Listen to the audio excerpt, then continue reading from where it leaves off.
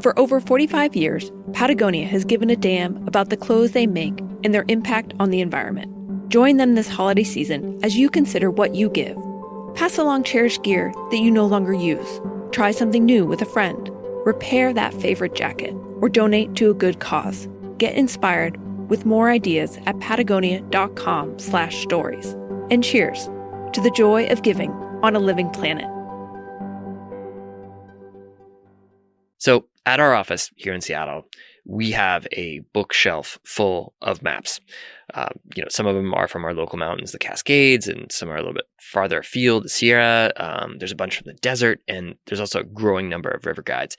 And occasionally at lunch, someone will pull them off the shelf to ponder weekend plans, to come up with an idea. And instantly, everyone in the whole office gathers around.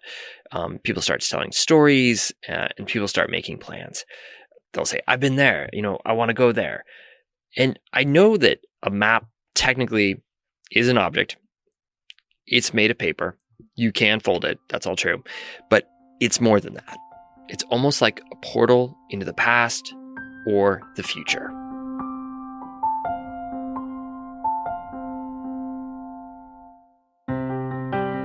I'm Fitz Cahall. Today on the Dirtbag Diaries, Patagonia presents The Best Gift, a series of 4 short stories about gifts you can't find online or buy in a store. The best gifts change lives, provide powerful perspectives, and bring us together. Marta Bills started backpacking in California's Sierra in the late 1960s. For 20 years, it was how she spent her free time. And then life evolved. Sometimes, rekindling your passion, it's as simple as saying yes to the gift of a squiggly line on a map. Producer Stephanie Maltrich has the story. So how did you get into backpacking? Our 6th grade teacher was sort of this avid outdoors woman and conservationist, and took us out for an overnight into the local mountains. There was just something about it that I thought was super fun. So I had a sister who was a year ahead of me in school, and she had the same teacher. We really talked our parents up about how great it was and how it was something we should do as a family. I guess we did a good enough sales job on them.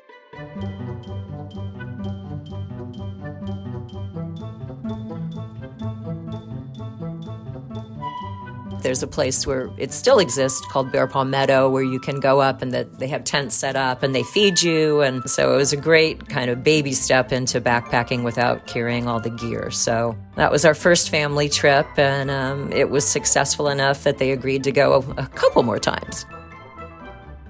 Both of my parents just decided that they were done. They'd kind of taken my sister Kathy and I out, and we knew the ropes. We kind of knew what to do, and they decided at that point that we could just start doing it on our own. So as teenagers, we were pretty stoked about that. So that's what we did from that point on.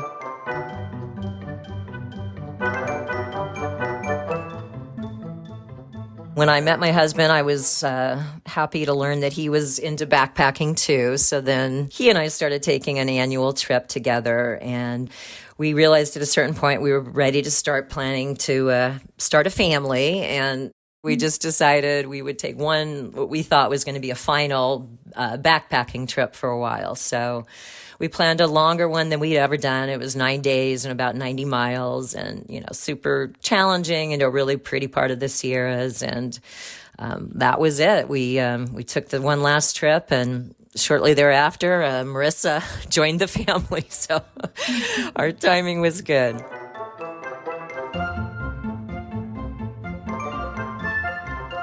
We definitely tried to get her interested in hiking when she was little, and with brother in a backpack. And for a while, we could kind of lure her up the trail with M&Ms. That seemed to be very effective. That definitely kept her moving along. And she seemed to like it. But it was sort of like she got a little less agreeable to do it as she got a little bit older. So was it like a bittersweet feeling to be like, oh, I don't think we're going to do this anymore? Yeah, I think there was a little bittersweet. I mean, I think when you're on the cusp of moving into that part of your life, there's a lot of thoughts and emotions. So we certainly knew things were going to change a bit, and they did.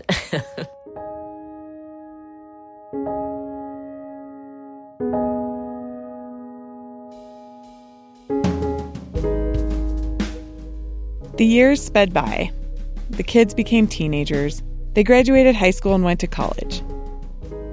Marta's backpacking adventures seemed like they might be in the rearview mirror. Mom's birthday is in October, and so the summer before her 60th, we went backpacking for the first time together. This is Marissa. And we just did like a short little trip outside of Mammoth in the Sierras.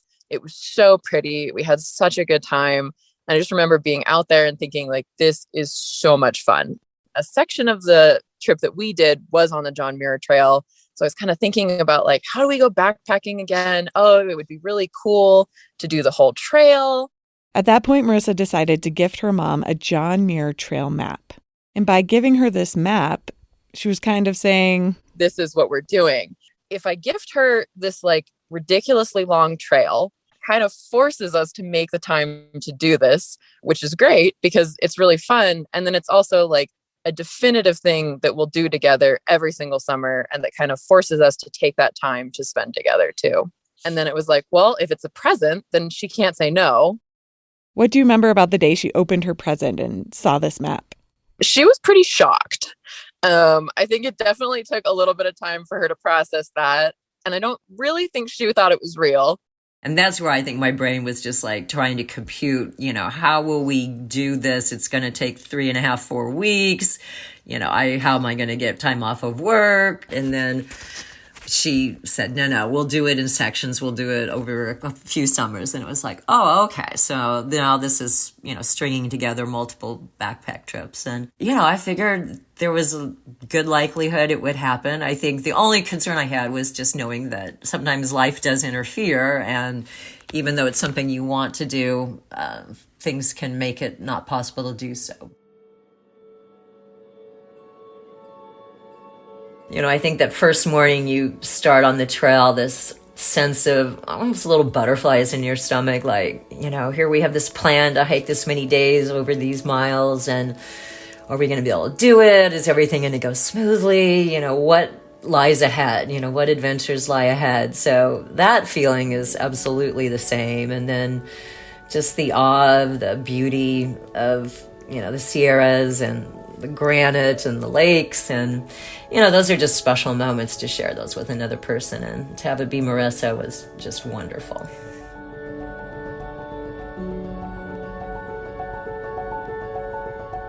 Maybe my daughter was turning into a little bit more of a hiker than I ever dreamed she would.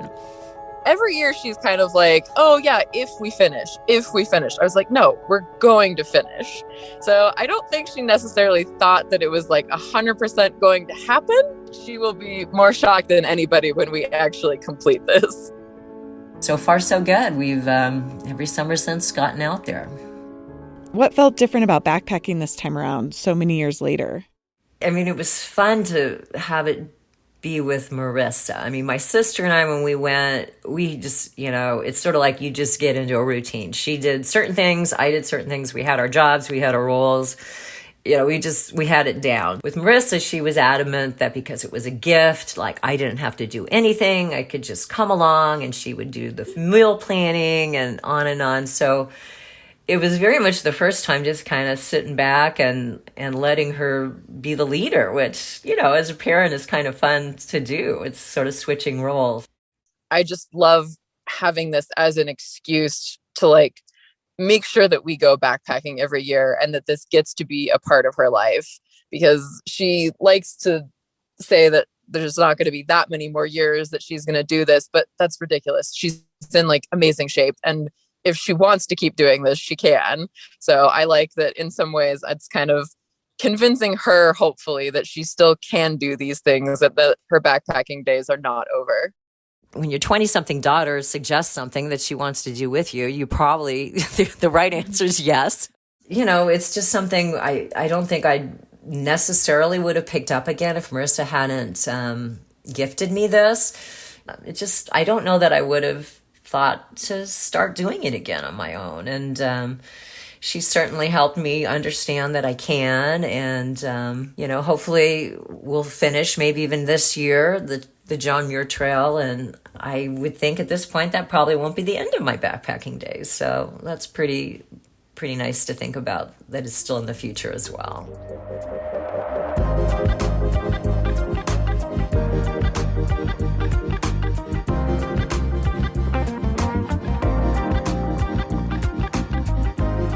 This coming summer, Marta and Marissa hope to complete their multi-year project on the 211-mile-long John Muir Trail. Look for the next installment of the Best Gift series presented by Patagonia in a few days on this feed. But if you need some more inspiration before that, go visit patagonia.com/stories for more awesome gift ideas that don't involve overnight delivery. This episode was produced and edited by Stephanie Malterich and me, Fitzko Hall. Additional editing and mixing by Cordelia Zars. Music by Kai Engel. Our theme music is composed by Jacob Bain and Nis Koto. Artwork by Anya Miller. Becca Cahal is our executive producer. You've been listening to the Dirtbag Diaries.